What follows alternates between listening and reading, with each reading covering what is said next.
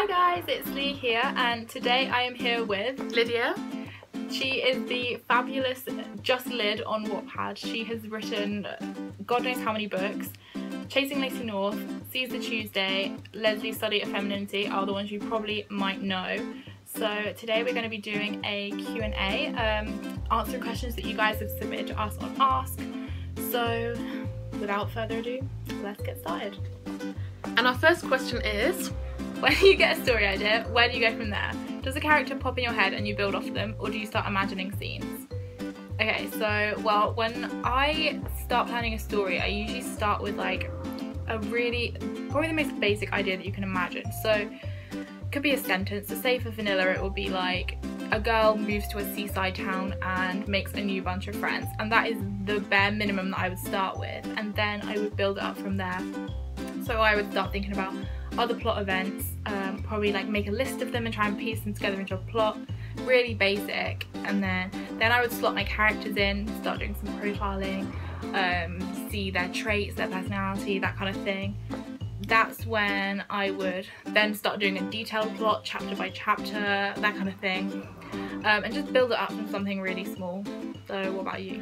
I'm very much the same. I usually have a base idea. So with Chasing Lacey North, I wanted to write about a guy who goes searching for a girl he finds on Twitter after a long time of not seeing her. And I tend to build up a plan from that, and I build up families, and once I have the whole plan, I end up adding characters who end up being more popular than anyone else. So Melissa in Chasing Lacey North, and Chloe in Leslie's Study of Femininity, and Bridget from Growing Pains were all characters that were added after I had my plan done. And I find it helps to be really open-minded with how the story goes and what direction it takes, rather than just sticking to a really solid plan the whole time.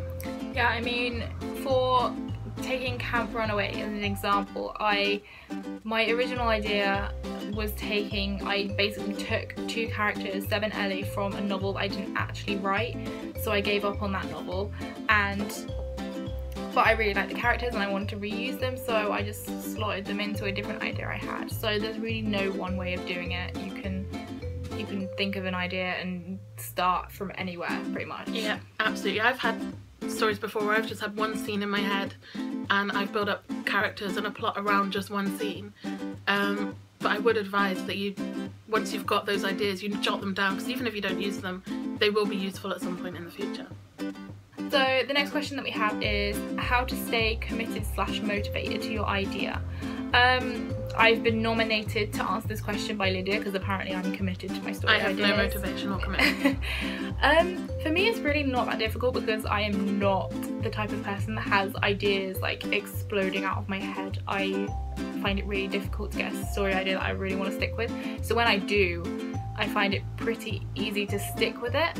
But for people who really find it difficult if they feel like they can only get a few chapters in and like give up on their story, what I always suggest is try your hand at doing either a short story, so like a short story can be as short as like a couple of chapters or even one chapter, or up to like a novella, so my story Room Service or The Baby Project sort of length, 10 chapters ish. It's like you get practice at doing a beginning, middle and end without the commitment of a whole novel, and then once you've done that you'll probably find it a lot easier to actually write a whole book on one idea.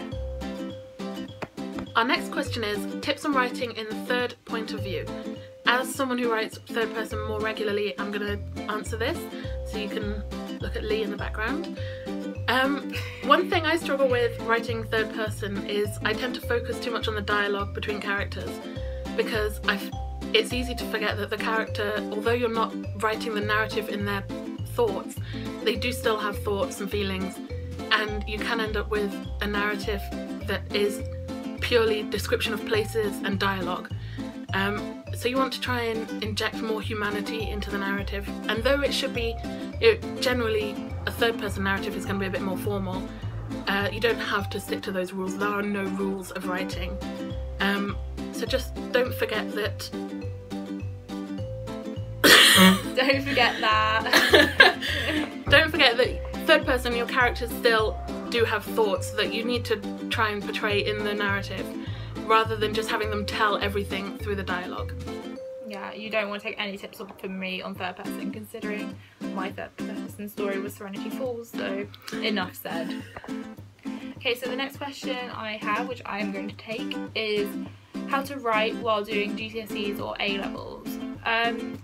I managed to write GCSEs, I'm not even sure how I did it. I managed to continue doing 3-day updates as if like I wasn't even taking GCSEs at all. So I'm not really sure how I did that. I think I must have been some kind of superhuman when I was 16. But for A-levels it was definitely more difficult. There's obviously a lot more work you need to be doing. What I would say is that your schoolwork is always more important. Like, do not prioritize writing over school, because you will regret it. Writing is something for your free time and is something to relax. Well, I know it's not always relaxing, but you need to do your schoolwork first. So what I used to do is just get all my schoolwork out of the way, and then whatever time I had left after that would be to write, so I wouldn't like be skipping out on any homework or anything through doing that. So if you like writing, you can make time for it. So just schoolwork first, and then whatever time you have left, you can write a book. Our next question is about tips for NaNoWriMo. So as Lydia has told me that she is aiming to hit 50k this Sunday, about halfway through the month, I am going to let her take this one. I've been doing NaNoWriMo for a long time. This is my 6th year now, so I like to think that I'm something of an expert on it, but that's kind of up myself. In the end, the goal for NaNoWriMo is to hit 50,000 words in 30 days. So obviously your quality of writing may well suffer, and that's not something you should worry about, because the idea is to get a first draft down. It doesn't have to be a completed novel, it doesn't have to be one novel. You know, I'm writing across at least 2 to 4 different stories for this NaNoWriMo, because you want to try and get as many words as you can, and the best thing to do is to start well. I cannot recommend highly enough trying to get at least 3,000 words done on the first day. The idea is to get 1,667 words done each day, but if you can start well, then you give yourself that time later on in the month if something comes up. So I know some people have Thanksgiving weekends during NaNoWriMo, for example, when you're going to be spending time with your family. So try and get a really good start going, and this will be helped so much if you have a plan. So try and plan out your story, plan where you want to go, and then you'll find it so much easier to write. And one tip from Lee was... I'm going to say my tip. You can say a tip. Yeah, I would say that a lot of the time, the first couple of times I did NaNoWriMo, I was really fixated on writing it all in order. And when you get to a scene that you don't like, obviously your word count hit the brick wall and you really don't want to write it. So if you get really stuck, just skip the chapter. Just put, like, maybe do some text in bold or something so you actually remember that you haven't finished it. Just start a new chapter, what you want to write, and your word count will go up by thousands in like a couple of hours. Like, it's so much easier to write what you want to. And don't forget, Nano's supposed to be fun. So have fun. It is fun. It's fun. Some of the time, yeah. It's fun. Our next question is how to avoid writer's block. So we're both going to chip in on this one. My tip for avoiding writer's block is you need to have a change of scenery, by which I mean you want to watch TV or talk to people or read books, because these are examples, especially TV and books, of successful writing and what you can accomplish. And by taking that break away from your writing and reading others, you get so much inspiration, whether it's from a character to an idea or just some sort of line of conversation, a topic that your characters can talk about to further the plot. It's so helpful. I cannot emphasize enough how much I've been helped just by going and watching an episode of even Family Guy. You know, something really inane can spark your imagination and get you out of that rut. Sometimes when I have writer's block, I will obviously do the take a break thing. That is probably the most useful tip. But also, if I'm stuck for like a long period of time, there are so many writing prompts online. There's loads of like Tumblr blogs. Just literally Google writing prompts and it will give you, sometimes it's like 3 words with like no association whatsoever. You have to write something that links them. Sometimes it gives you like a picture that you have to base something on. And I would never write more than 500 words for writing prompts, and at the time I hate it. I think it's terrible writing, but when I look back on it like a few weeks later, it's like actually a lot more decent than I thought, and it really helps to like get back into the swing of it. So writing prompts, invaluable. Our next question is, if you could have one of your characters come to life, who would it be? I actually really like this question. I would go for Seb from Camp Runaway, because I feel like there would never be a dull moment when Seb is around. I'm actually quite jealous of Ellie that she has him as the best friend, and, you know, spoiler alert, love. But I mean, go read Camp Runaway, they definitely don't get together. But yeah, he's just so, I mean, he's such a sweetheart, he's so cute, and like the short jokes, I feel like I have an endless number of those I could make. Like, I could rival Ellie in that department. So yeah, I would definitely go for Seb. I was originally thinking of saying Bridget from Growing Pains, if any of you have been reading that, but she basically is my sister, so I already have her in my life. So I would say Greg from Leslie's Study of Femininity, because while he has a humour and a sense of sexuality to rival Leslie's, he is very down to earth. He's a family guy, you know, he loves his sister and his family, and he is able to keep Leslie in check. You know, they don't have giant fallings out. He knows where the boundaries are and how to control their relationship, which I have to say he was my ideal guy, I would have to admit. Yeah. And he plays the saxophone, come on. Oh my gosh, can't pass up the opportunity. Our final question is whether we have any new projects.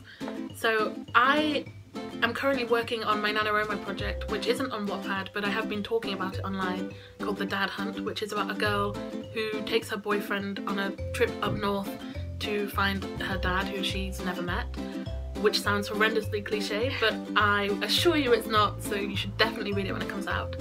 And I'm also going to be bringing back a few old projects as time goes on, such as The Dummy's Guide to Summer, which will be coming back probably in spring next year. And in the future I'll be bringing out what some of you may have seen on Ask, which is Mrs. Kapoor's Good Food Guide, about an Indian family and the mother who has opportunities to take her home baking a lot further. And on to Lee. Sounds good, I'm going to be reading those. My project, I don't know when it's going to be coming, because I am just at the very beginning of a very ambitious planning process, which is probably going to take a very long time, because I am making my leap into young adult dystopia. I have no idea how this is going to go, but I am really excited about it because I'm actually going to get to use some parts of my degree. Who knew that would be useful? Very linked to genetics type things like that. There's a bit of a hint. Set in the future, and there's going to be some kick-ass main characters, and yeah, I have no idea. I really don't have a plot yet, but I'm sure when I think of a plot, it's gonna be good. That's what you've got to look forward to. I've just been having crises over the main character's name, as Lydia already knows. Yeah. I've been texting her possible. I've had my sister in on the debate as well, behind Oh, the really? scenes. Yeah, she was trying to. Did she like my final choice? She doesn't know actually. Oh, okay. I feel like that's the final verdict. I might need to I'll let her know. Ask her opinion on that one. So yeah. Okay, so that is all the questions we have. Thank you to everyone who submitted a question. I hope that we answered it decently. I hope that I'm assuming there's going to be people who are freaking out about our accents in the comments, so they are very good accents though, so yeah. Obviously hope you enjoyed that. You're probably going to be seeing, this is not going to be the end of us, put it that way, because I hang out with her too much. We hang out a lot, and next year we're going to be living a lot closer. Oh my god, I didn't even think about that. Yeah. So yeah, basically, if you've seen too much of us, tell us to shut up. Or so, yeah. Stop watching and take your negativity elsewhere. That was a very nice note to end it on. Positive. Okay. Bye. Bye. Okay, we need to think how it's like. Okay, wait. I don't like sitting on my bum. Oh no, on my ankles. I like sitting on my bum. Lee's gone to get changed. I'm very lonely. All by myself. Come on, Lydia. Okay. When you get a story idea, where do you go from there? I'm sorry. You're gonna regret this so much. Come on. Our first question is, when you get a story idea, where do you go from there? see, We have to take a break because Lee has sat on her feet for too long and completely numbed them. I've got pins and needles.